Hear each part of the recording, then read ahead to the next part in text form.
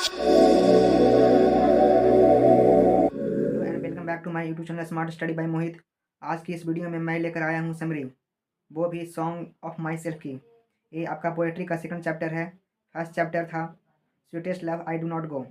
अगर आपने पहली वीडियो नहीं देखा है तो उस वीडियो का लिंक डिस्क्रिप्शन बॉक्स में डाल दूंगा, आप वहाँ से जाकर देख सकते हैं। सॉन्ग ऑफ माई सेल्फ ये आपका दूसरा पोएम है जिसे लिखा है बाल्ट बिटमैन ने। ये तस्वीर आप साइड में देख सकते हैं। आगे बढ़ते हैं, उससे पहले हम समरी को लिखना सीखेंगे, लेकिन उससे पहले आपसे एक रिक्वेस्ट है कि अगर आपने अभी तक हमारे चैनल को सब्सक्राइब नहीं किया है तो प्लीज़ सब्सक्राइब कर दें, साथ ही बेल आइकन भी प्रेस कर दें ताकि अगली वीडियो की नोटिफिकेशन आपको सबसे पहले मिल सके। आगे बढ़ते हैं, उससे पहले हम आपको बता देना चाहते हैं कि समरी को कैसे लिखेंगे, क्योंकि बिना समरी को समझे हुए आप बढ़िया समरी नहीं लिख सकते हैं। हम हर चैप्टर की समरी को स्टार्ट करने से पहले यह बता देता हूँ कि समरी कैसे लिखते हैं। Let's learn how to write a summary. अब किसी भी समरी को लिखने के लिए आपको ये 3 स्टेप फॉलो करना पड़ेगा। स्टेप 1 में आपको एक पैराग्राफ लिखना है, स्टेप 2 में आपको 2 से 3 पैराग्राफ लिखना है और स्टेप 3 में आपको एक पैराग्राफ लिखना है। यानी टोटल 4 से 5 पैराग्राफ में आप किसी भी समरी को आप आसानी से लिख सकते हैं। देखते हैं सबसे पहला स्टेप 1 में क्या लिखना होता है, यानी पैराग्राफ 1 में क्या लिखना होता है। सबसे पहला स्टेप है गिव एन ऑसम स्टार्ट। सबसे पहले आपको एक बढ़िया से शुरुआत करनी चाहिए।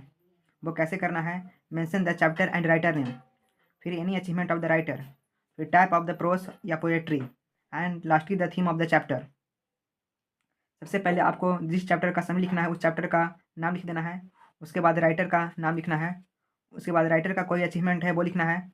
उसके बाद टाइप ऑफ द पोएट्री, एक किस टाइप का पोएट्री है, एंड आखिर में इस चैप्टर में कौन सी बात की गई है वो लिखना है। फिर स्टेप 2 में आपको क्या करना है, now right the body of your summary. आपको समरी का बॉडी लिखना है कम से कम 2 से 3 पैराग्राफ में शॉर्ट में। टेक एटलीस्ट 2 और 3 पैराग्राफ इन शॉर्ट, कम से कम 2 से 3 पैराग्राफ लिखना है शॉर्ट में। एंड आखिर में क्या लिखना होता है, यानी स्टेप 3 में आपको एक पैराग्राफ लिखना होता है। Lastly conclude your summary, summary को आपको यहाँ पर कंक्लूड करना होता है। वो कैसे करना है, just mention how was the writer work, मतलब राइटर का वर्क यहाँ पर कैसा था, उन्होंने जो चैप्टर लिखा है उनमें इनका क्या काम रहा है और कौन कौन सी बातें की है। और साथ ही मैसेज ऑफ द चैप्टर लिखना है, मतलब कि चैप्टर में कोई ऐसा संदेश जो राइटर देना चाह रहे हैं वो लिखना है। Is there any message with the writer wants to give, you also have to mention that. उसके बाद चलते हैं, इंट्रोडक्शन देखेंगे इस चैप्टर का। आपको पता होगा जिस चैप्टर की हम समरी को स्टार्ट करते हैं उसके बारे में कुछ इंपॉर्टेंट चीज़ें जान लेते हैं जो एग्जाम के पॉइंट ऑफ व्यू से बहुत ही इंपॉर्टेंट होते हैं। और यहाँ से कन्फर्म है कि एग्जाम में ऑब्जेक्टिव यहाँ से चैप्टर का इंट्रोडक्शन को आप अच्छी तरह से समझ लें और अच्छी तरह से याद कर लें, यहाँ से एग्जाम में ऑब्जेक्टिव कन्फर्म आ जाएगा। तो आप इसे अच्छी तरह से समझ लें। ये सॉन्ग ऑफ माई सेल्फ है, ये जो पोएम है ये आपका चैप्टर 2 है poetry. Song of my self यह राइटर का, ये पोएट का स्वयं का गीत है। ये किस टाइप का पोएट्री है, ये क्या है, फ्री वर्स है। फ्री वर्स का मतलब कि कहीं लास्ट पे 3 लाइन में ख़त्म होता है, कहीं 2 लाइन में ख़त्म होता है, कहीं 4 लाइन में ख़त्म होता है। ये कहीं पे सेम नहीं है, इसीलिए फ्री वर्स है। ये किस टाइप का पोएट्री है, ये फ्री वर्स है। इसमें टोटल कितने लाइन्स हैं, ये जो पोएम है इसमें टोटल कितने लाइन्स हैं, इसमें टोटल 13 लाइन है, 13 लाइन है। और इसके पोएट कौन है, सॉन्ग ऑफ माई सेल्फ है, इसके पोएट बाल्ट बिटमैन है। और इनका जन्म कब हुआ और कहाँ हुआ, 1819 ईस्वी में अमेरिका में हुआ था। और इनका निधन कब हुआ, 1892 ईस्वी में हुआ था। डेट इंपॉर्टेंट है। और इनको क्या कहा जाता है, कॉल्ड पीपल्स पोएट। इन्हें जन कवि कहलाए जाते हैं क्योंकि वे लोगों की बातें क्या करते थे, इसीलिए उन्हें जन कवि कहा जाता है। He was the first controversial and representative poet of America. Way America के सबसे विवादास्पद और प्रतिनिधि कवि थे। कंट्रोवर्शियल मतलब होता है क्या, विवादास्पद, मतलब कोई भी चीज़ जो राइटर लिखा करते थे उससे विवाद हो जाता था क्योंकि वे पूरी तरह से फ्रैंकली लिखते थे जिससे लोगों को ठेस लग जाता था, इसीलिए उसे कंट्रोवर्शियल कहा जाता है। एंड रिप्रेजेंटेटिव मतलब प्रतिनिधि कवि थे अमेरिका का। उनके द्वारा कुछ बुक्स हैं, जो फर्स्ट बुक्स है और जो सेकंड बुक्स है, इसका डेट इंपॉर्टेंट है, डेट याद कर लीजिए और बुक का नाम याद कर लीजिए। लीव्स ऑफ ग्रास ये कब पब्लिश हुआ था, 1855 ईस्वी में। और ड्रम टैप कब पब्लिश हुआ था, 1866 ईस्वी में। डेट आप कैसे याद करेंगे, देखिए ट्रिक, 11 पचे 55 और 11 छक 66 है। 11 का पहाड़ा में आता है 1855 में और ये 1866 में। अब हम थोड़ा सा और इंट्रोडक्शन देखेंगे, उसके बाद इस चैप्टर का थीम देखेंगे। Most individualistic figure of America, वह अमेरिका के सबसे व्यक्तिवादी व्यक्ति थे। इंडिविजुअलिस्टिक फिगर मतलब व्यक्तिवादी व्यक्ति। मतलब कि वह अपनी बात को पहले रखना पसंद करते थे। He began working as a carpenter before his 12th birthday. मतलब वे अपने 12वीं जन्मदिन से पहले एक बढ़ई के रूप में काम किया करते थे। He began working as a carpenter before his 12th birthday. The civil war in America was 1861 ईस्वी में। जो अमेरिका का जो सिविल युद्ध हुआ था वह कब लड़ा गया था? 1861 ईस्वी में हुआ था। डेट इंपॉर्टेंट है। During civil war he worked as a volunteer. जब गृह युद्ध हुआ था, जब वो अमेरिका में रह रहे थे, उस टाइम सिविल वार हुआ था और उन्होंने उस टाइम किस तरह से अपना वो वर्क किए थे? एज ए वॉलंटियर के रूप में वो अपना के रूप में काम किया था, मतलब स्वयं सेवक के रूप में अपना काम किया था। इतना इंट्रोडक्शन आपको कंप्लीट करना है। एक बार फिर से शॉर्टली में आपको बता देते हैं। सॉन्ग ऑफ माई सेल्फ का ये किस टाइप का पोएट्री है? ये फ्री वर्स है। इसमें टोटल कितने लाइन है? 13 लाइन है। इसका राइटर कौन है? Walt Whitman. इनका जन्म कब हुआ, इनका निधन कब हुआ और इन्हें क्या कहा जाता है? Peoples poet. और he was the most controversial and representative poet of America. उनके द्वारा कुछ बुक्स थे, वो भी कंप्लीट कर लीजिएगा। लीव्स ऑफ ग्रास और ड्रम टैब कब पब्लिश हुआ था, ये भी। और he was the most influential figure of America. He began working as a carpenter before his 12th birthday.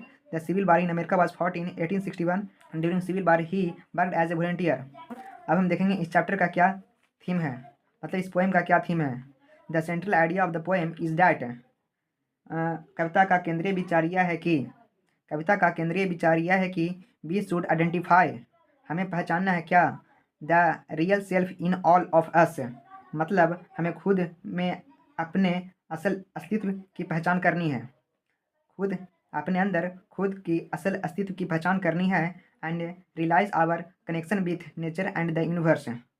और जो प्राकृतिक, नेचर माने प्राकृतिक होता है और यूनिवर्स माने ब्रह्मांड होता है।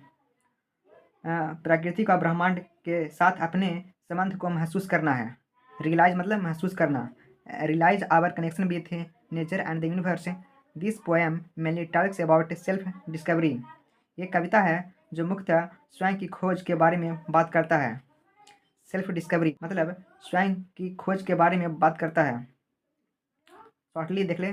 The central idea of the poem is that we should identify the real self in all of us and realise our connection with nature and the universe. This poem mainly talks about self discovery.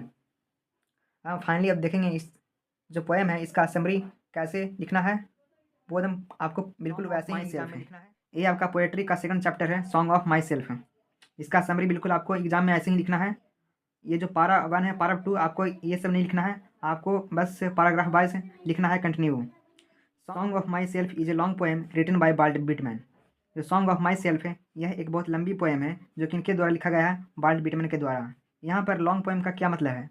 आपको एक additional information देना चाहता हूँ कि song of my self is a very long poem. It has total 52 stanza. Section 1 is given in your syllabus. मतलब कि song of my self एक book है खुद पोएट्री की, not a single poem actually. It's a book which has 52 stanza. आपके syllabus में सिर्फ एक सेक्शन 1 दिया हुआ है जिसमें टोटल 13 लाइन है।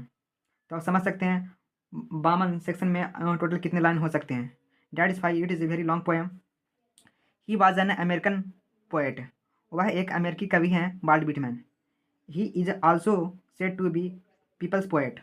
उन्हें जन कवि भी कहा जाता है। इन दिस पोएम, इस कविता में ही हैज टॉक्ड मेनली अबाउट, उन्होंने मुख्य रूप से किस बारे में बात किया है? About universal brotherhood and freedom of speech. मतलब यूनिवर्सल ब्रदरहुड का मतलब क्या होता है? वैश्विक भाईचारा और बोलने की स्वतंत्रता पर बात किए हैं। Song of my self is a very long poem written by Walt Whitman. He was an American poet. He is also said to be people's poet. In this poem he has talked mainly about universal brotherhood and freedom of speech. Second para, the poet says that. कवि कहते हैं कि ही celebrate himself, वह खुद ही जश्न मनाते हैं, और सिंग हिमसेल्फ, और खुद ही गाते हैं। मोर ओवर, इसके अलावा, he does not think other peoples different from him. इसके अलावा वह दूसरे मनुष्य को स्वयं से अलग नहीं मानते हैं, मतलब वो भाई भाई मानते हैं। इसीलिए ऊपर में यूनिवर्सल ब्रदरहुड कहा गया है, क्योंकि वह वैश्विक भाईचारे पर विश्वास करते हैं। और he proud to be an American, और उन्हें खुद अमेरिकन होने पर गर्व महसूस होता है। Now we will see third paragraph. बिल्कुल एग्जाम में ऐसे ही लिखना है, 4 से 5 पैराग्राफ में आप समरी को लिख सकते हैं। आपको ये नहीं लिखना है पारा 3 पारा 4, आपको बस समरी लिखना होता है। While writing this poem, he is a healthy person of 37। यहाँ पर कवि अपने बारे में बता रहे हैं, जब वो कविता लिखते हैं उनका उम्र 37 साल होता है और वह एक स्वस्थ व्यक्ति हैं। कविता लिखते समय वह 37 वर्ष के एक स्वस्थ व्यक्ति हैं।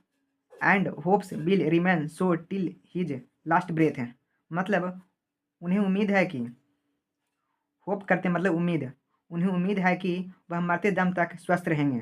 लास्ट ब्रेथ मतलब मरते दम तक स्वस्थ रहेंगे। ही परमिट्स हिमसेल्फ, परमिट कर रखा है मतलब आज़ाद कर रखा है, to speak in any situation, किसी भी स्थिति में बोलने के लिए वह आज़ाद कर चुके हैं खुद को। ही also believes in good and bad, वह अच्छे और बुरे में भी विश्वास रखते हैं। कौन? Writer, poet. कौन? Poet. He wants to flow incessantly like nature, मतलब कि वह प्रकृति की तरह बिना रुके आगे बढ़ना चाहते हैं। यहाँ पर कवि अपने बारे में बता रहे हैं कि कविता लिखते समय वह 37 वर्ष के एक स्वस्थ व्यक्ति हैं और उन्हें उम्मीद है कि वह मरते दम तक स्वस्थ रहेंगे। वह किसी भी स्थिति में बोलने की क्षमता रखते हैं और अच्छे या बुरे में भी विश्वास रखते हैं। वह प्रकृति की तरह बिना रुके आगे बढ़ना चाहते हैं। अभी ये आपका फाइनल पैराग्राफ है। आपको लास्ट में ऐसे ही कंक्लूड करना है किसी भी समरी को। It's really a fantastic poem, मतलब यह एक फैंटास्टिक मतलब एक ऑसम पोएम है इनके द्वारा, वाल्ट विटमैन के द्वारा। इन बीच जिसमें he has brilliantly talked about his wishes and freedom of speech, जिसमें उन्होंने बड़े शानदार ढंग से अपनी इच्छाओं मतलब हिज विशेस अपनी इच्छाओं और बोलने की आज़ादी के बारे में बात किए हैं। He has also a rhyming tone, ये जो पोएम है सॉन्ग ऑफ माई सेल्फ, इसमें हर जगह राइमिंग टोन देखने को मिलता है, जो क्या करता है, विच अट्रैक्ट्स द रीडर, और जो इस पोएम को पढ़ता है वो अपनी ओर आकर्षित कर लेता है ये पोएम। यही था आपका सॉन्ग ऑफ माई सेल्फ का समरी। उम्मीद करता हूँ ये आपको आसानी से समझ में आ गया होगा। यदि आपका कोई प्रश्न है तो वीडियो के कमेंट सेक्शन में पूछ सकते हैं। कृपया आप इस वीडियो को लाइक और शेयर ज़रूर कीजिए। Thanks for watching.